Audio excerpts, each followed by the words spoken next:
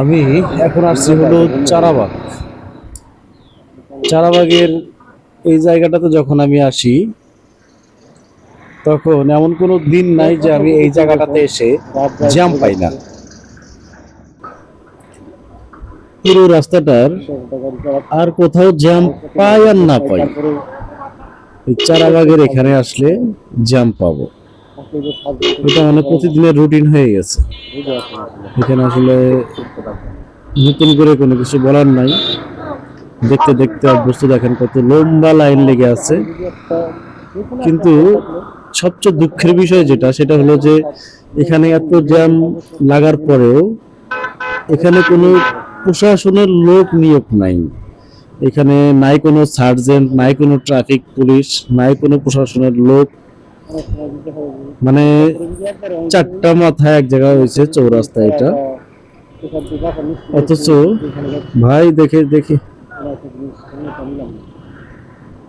যান যান, চারটা মাথা এখানে এক জায়গায় হয়েছে। প্রত্যেকটা রাস্তা প্রচুর গাড়ি চলাচল করে, অথচ এখানে একটা ব্যক্তি নিয়োগ নাই যে এই গাড়িগুলো মেনটেন করবে বা লেনগুলো মেনটেন করাবে। যার ফলে গাড়ি যেহেতু বেশি, অটোমেটিকলি জ্যাম লেগে যায়। এখানে আসলে কিছু করার থাকে না।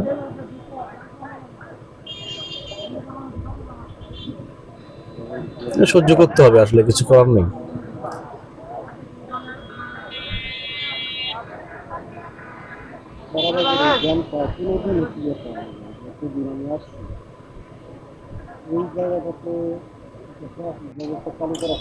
আজকের মধ্যে আরো যে পরিমাণ জাম এবং সাথে যে পরিমাণ রোদ, এই রোদ্রের মধ্যে এমনিতে বেশিক্ষণ থাকলে গাড়ি শরীর পুড়ে যায়। আমি জানি না ক্যামেরাতে আপনারা কতক্ষণ দেখতে পাচ্ছেন বা কেমন দেখতে পাচ্ছেন রোদটা। এখানে যে পরিমাণ রোদ, এই রোদ্রের মধ্যে আসলে বেশিক্ষণ থাকলেও মানুষ অসুস্থ হয়ে যাবে। এখন তারপরেও কিছু করার নাই, উপায় নেই, যার ফলে বাধ্য হয়ে দাঁড়ায় থাকতে হচ্ছে রোদ্রের মধ্যে। জি ভাই, আচ্ছা, সম্ভবত সাইড দিয়ে বা কোনো একদিক চলে যাবে অথবা ঘুরে যাবে, যার ফলে গাড়ি আবার ব্রেকে দিতে হচ্ছে।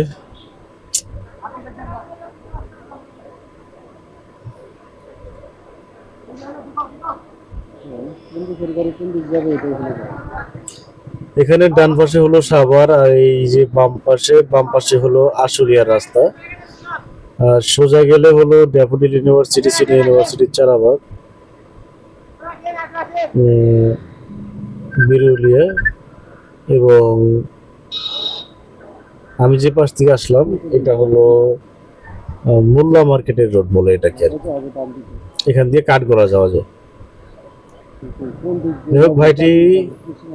ভাইটি ভালো করলো অবশ্য, উনি জ্যামের ভিতরে মাথাটা ঢুকাই দিয়ে চুপ করে বসে আছে, যদিও এটা নিয়মের বাইরে।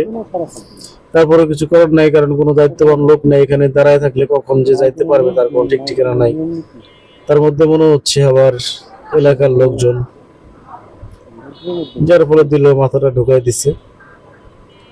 এখন বাধ্য হয়ে গাড়ি দাঁড়াবেই, কিচ্ছু করার নেই, কারণ গাড়ি এসে তো লাগাই দিতে পারবে না।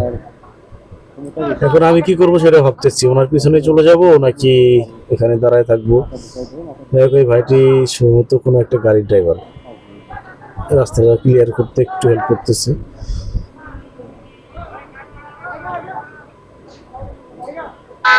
বেরোইছে টান দেন, আসেন আসেন।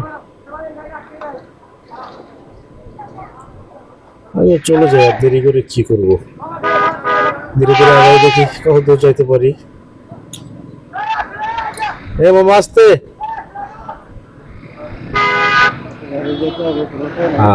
যাই হোক ফাইনালি বের হয়ে আসছি ওখান থেকে। এটাই আল্লাহর কাছে লাখ লাখ শুক্রিয়া।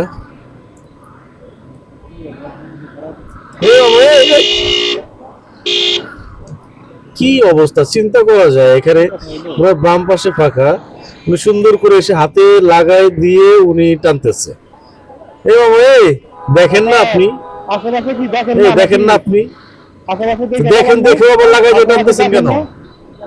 হাজির টাওয়ার বলে দেখি। আপনি খেয়াল করছেন? খেয়াল করছেন আপনি? কি ফাউল লোকজন, বুঝি না কিছু। সিনিয়র লোক কিছু বলাও যায় না, উনি লাগাই দিয়ে টানতেছে, আবার বলতেছে দেখে, মানে দেখেই টানছে। ওই ওনার মনোভাব এইরকম। মানুষ না আর কিছু।